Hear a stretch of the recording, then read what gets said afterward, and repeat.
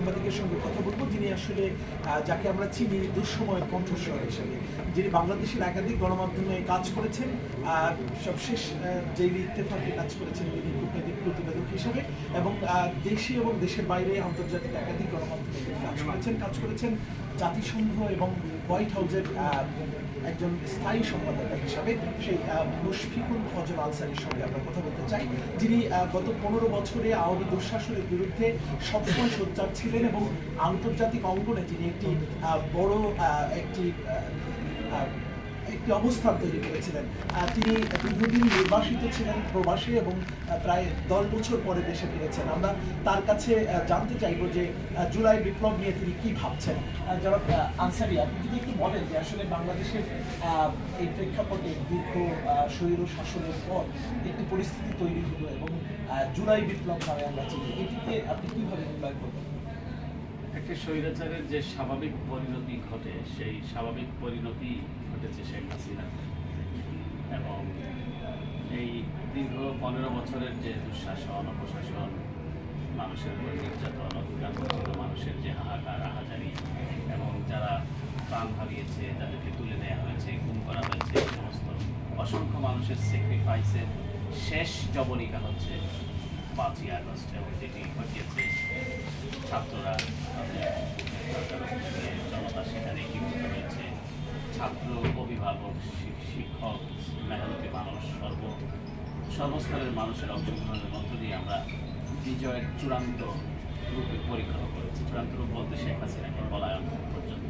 সুতরাং এটি সকলের জন্য, বাংলাদেশের নাগরিকরা যেরকম স্বস্তির নিঃশ্বাস ফেলেছে, আমিও ঠিক তেমনি আমি মনে করি যে বাংলাদেশের মানুষের জন্য এটি একটি স্বস্তি, এবং এখনও আমাদের অনেক পথ পাড়ি দিতে হবে, অনেক কাজ আমাদের বাকি, আমাদের পথ এখনো মসৃণ নয়, নানা ধরনের ষড়যন্ত্র চক্রান্ত ভেতর দিয়ে আমাদের পরিচালিত হচ্ছে। কিন্তু আশার কথা হচ্ছে যে বাংলাদেশে একটি অন্তর্বর্তীকালীন সরকার গঠিত হয়েছে প্রফেসর ইউনূসের নেতৃত্বে, যিনি জাতীয় এবং আন্তর্জাতিকভাবে অত্যন্ত খ্যাতিমান ব্যক্তি, তার নামে শেষে আর বলা চলে না।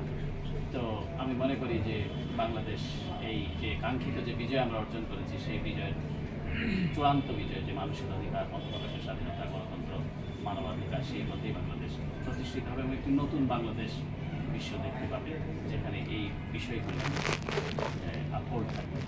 আচ্ছা, এই যে অন্তর্বর্তীকালীন সরকার দায়িত্ব নেওয়ার পরে যেই পথে এগোচ্ছে, সেটিকে আপনি যথাযথ মনে করছেন কিনা?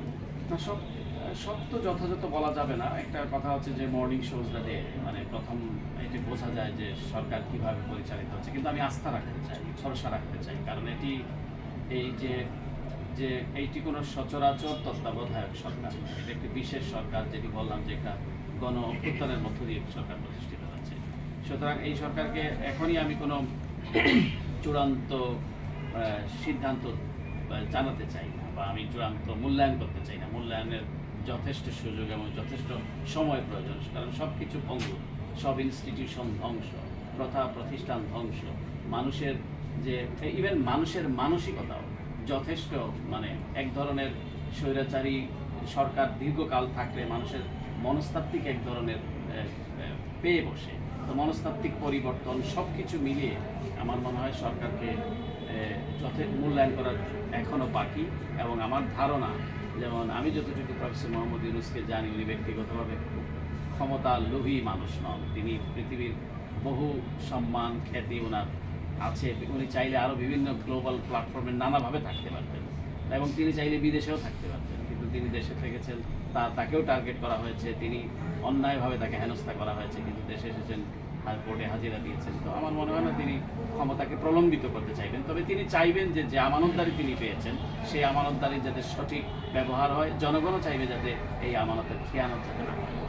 দেশের আইন শৃঙ্খলা পরিস্থিতি অনেকটা নাজুক হয়েছে এখন, পুলিশ অপর্যকর, থানাগুলো এখন অ্যাক্টিভ নাই, তো এইগুলিকে অ্যাক্টিভ করার জন্য আপনার কোনো সাজেশন আছে? আমার মনে হয় এটা ইনস্টিটিউশন, যে প্রবলেমটি বললাম, ইনস্টিটিউশন বলতে কিছু নাই। পুলিশ, ল এনফোর্সমেন্ট এজেন্সি, এগুলো তো সব একটা লাঠিয়ালে পরিণত হয়েছিল, এবং তাদের যে প্রফেশনালিজম বলতে কিছুই ছিল না। ওইটার ধাক্কা এখনও আছে, এখনও সেই ধাক্কা সামাল দিতে হচ্ছে। এবং পুলিশ, এই যেমন এখন মিলিটারিকে যে ম্যাজিস্ট্রেসি পাওয়ার দেওয়া হয়েছে ডিস্ট্রিক্ট লেভেল, এগুলি আরও শুরু থেকে করা উচিত ছিল, আরও আগের থেকে এই তাদের মিলিটারিকে সিভিল ব্যবস্থায় তাদেরকে এঙ্গেজ করা, তাহলে পরে এইগুলি আরও সুচারুভাবে অ্যাড্রেস করা যায়। আচ্ছা, শিক্ষা প্রতিষ্ঠানগুলোতে কিছু বিচ্ছিন্ন ঘটনা ঘটছে, যেটা নিয়ে খুব আলোচনা করছে। শিক্ষা প্রতিষ্ঠানকে আরো বেশি শৃঙ্খলায় নিয়ে আসার জন্য কোনো পরামর্শ আছে? না, প্রথমত হলো সব জিনিসকে সঠিকভাবে অ্যাড্রেস করতে হবে। সরকারের কমিটমেন্ট, কারেজ সব কিছু ঠিকভাবে ঘটাতে হবে, সমন্বয় করতে হবে এবং এগুলি শো করতে হবে যে ইয়েস আমি এটা আই মিন ইট, এবং আমি এই বিজনেসটাকে মিন করছি। তো শিক্ষা প্রতিষ্ঠানে যেটি হয়েছে, আপনি তো বাংলাদেশ তো এক রাতের মধ্যে তো সব আওয়ামী লীগ চলে গিয়েছে এটা ভাববার তো কোনো কারণ নেই, কারণ তাদের দোসররা, তাদের ছাত্রলীগ, যুবলীগ এরাই তো তারা নানা ধরনের খোলস পরিবর্তন করে এই ঘটনাগুলো ঘটাচ্ছে সরকারকে বিব্রতকর অবস্থায় ফেলার জন্য দেশে বিদেশে, এবং এটা থেকে কোনো ফায়দা বা মাইলেজ নেওয়ার জন্য। এই চেষ্টা কিন্তু সরকারের এবং তাদের দোসরদের আছে। অন্যান্য জায়গা থেকে, দেশের বাইরে থেকে যেখানে শেখ হাসিনা অবস্থান করছে সেখান থেকেও ডিস্ট্রিবিউলাইজ করার চেষ্টা করছে। দেখেন না কীভাবে বাংলাদেশকে বিকৃতভাবে চিত্রিত করা হয়, যেখানে মন্দির ভাঙা হচ্ছে, হিন্দুদেরকে নাকি মেরে ফেলা হচ্ছে, জবাই করা হচ্ছে, কীভাবে ইন্ডিয়ান রাইট উইং মিডিয়া এইগুলি প্রকাশ করছে। তো সুতরাং এই বিষয়গুলো তো নানাভাবে এটাকে কালার দেওয়া হচ্ছে। তো সরকার যাতে এই কালারটা যাতে না দিতে পারে, সরকারের উচিত হবে যে এগুলা এই পর্যন্ত যেতে না দেয়া, তার আগেই এগুলোকে অ্যাড্রেস করা এবং শক্ত হাতে দমন করা, আইন হাতে নিজের হাতে তুলে না নেয়, সেটার ব্যাপারে সতর্ক থাকতে হবে। জাতিসংঘের সাধারণ অধিবেশন শুরুতে বাংলাদেশের যে অর্থমন্ত্রী সরকারের প্রধান উপদেষ্টা গিয়েছেন, সেখানে ভারতের প্রধানমন্ত্রীর সঙ্গে বৈঠক হচ্ছে বা এটা নিয়ে একটু কানাঘুষা চলছে, এটাকে কীভাবে দেখছেন? আমি ঠিক জানি না, মানে বৈঠক এগুলো হচ্ছে কি সাইড লাইনের বৈঠক, এটা কোনো বাংলাদেশের হয়তো এটা খুব গুরুত্বপূর্ণ। সাইড লাইনের বৈঠক, জাতিসংঘ যখন অধিবেশন হয় সাইড লাইনে অনেকের সাথেই অনেকের দেখা হয়, এবং ভারতের প্রধানমন্ত্রী যেটা করেন, গতবারও আমি দেখেছি যে তিনি আমেরিকাতে আছেন অথচ তিনি সাধারণ অধিবেশনে বক্তৃতা করছেন না, জয়শঙ্কর পররাষ্ট্রমন্ত্রী বক্তৃতা করছেন। তো জাতিসংঘকে, এবং আমি প্রায় সময় দেখি বাংলাদেশে যেরকম জাতিসংঘ বিশেষ করে বিগত সরকার যে অধিবেশনকে গুরুত্ব দিত, বেশিরভাগ রাষ্ট্র এবং সরকার প্রধান সেখানে যোগ দেন না। এখানে পররাষ্ট্রমন্ত্রী অনেক ক্ষেত্রে দেখা যায় তাদের যে পার্মানেন্ট রিপ্রেজেন্টেটিভ তিনি প্রতিনিধিত্ব করেন। তো ভারতের সাথে এটা, ভারত কিন্তু বাংলাদেশের সঙ্গে কাজ করার ব্যাপারে আগ্রহ ব্যক্ত করেছে, আমি সেটা জানি। এবং প্রফেসর ইউনূসও সমতা এবং সমমর্যাদার ভিত্তিতে ভারতের সাথে সম্পর্ক এগিয়ে নিতে চান, সেটিও একটা সাধুবাদ পাওয়ার জন্য।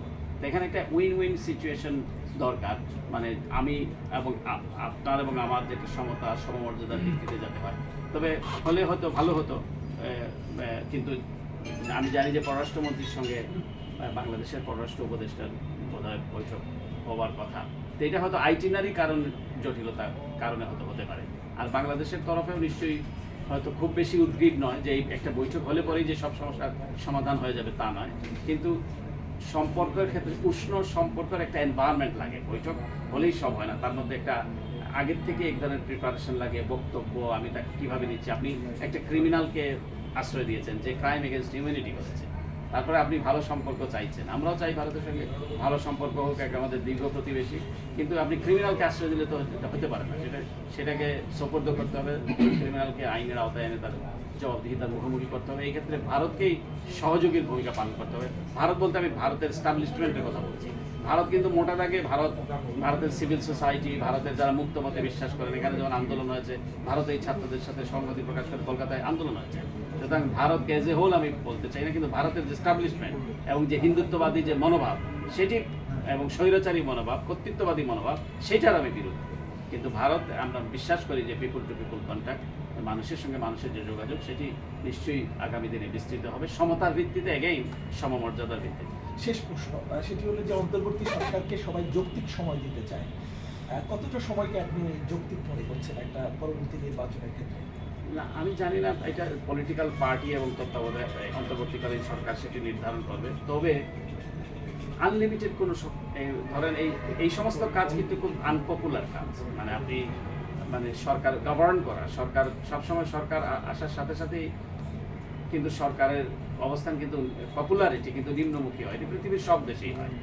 তো এই জন্য দীর্ঘকাল, যেহেতু মানুষের আকাঙ্ক্ষা কিন্তু গণতন্ত্র, মানুষের আকাঙ্ক্ষা নির্বাচন, মানুষের আকাঙ্ক্ষা জনপ্রতিনিধি সরকার গঠন করা, সুতরাং আকাঙ্ক্ষাকে অ্যাড্রেস যত তাড়াতাড়ি করা যাবে, কিন্তু এখানে আবার দ্রুততার জন্য চাপ দেওয়া সেটাও ঠিক হবে না, কারণ অ্যাটমসফিয়ারটা কিন্তু খুব স্বাভাবিক অ্যাটমসফিয়ার নয়। একটা জটিল অ্যাটমসফিয়ার, একদিকে জটিল অ্যাটমসফিয়ার, আরেকদিকে আকাঙ্ক্ষা, এই দুইটার সমন্বয় ঘটিয়ে তারা যেভাবে করতে পারেন, যে দেশের মানুষের যেভাবে মঙ্গল হয়, সেটাই আমরা মনে করি সকলেরই সেভাবে এড্রেস করা উচিত। অনেক ধন্যবাদ। ধন্যবাদ।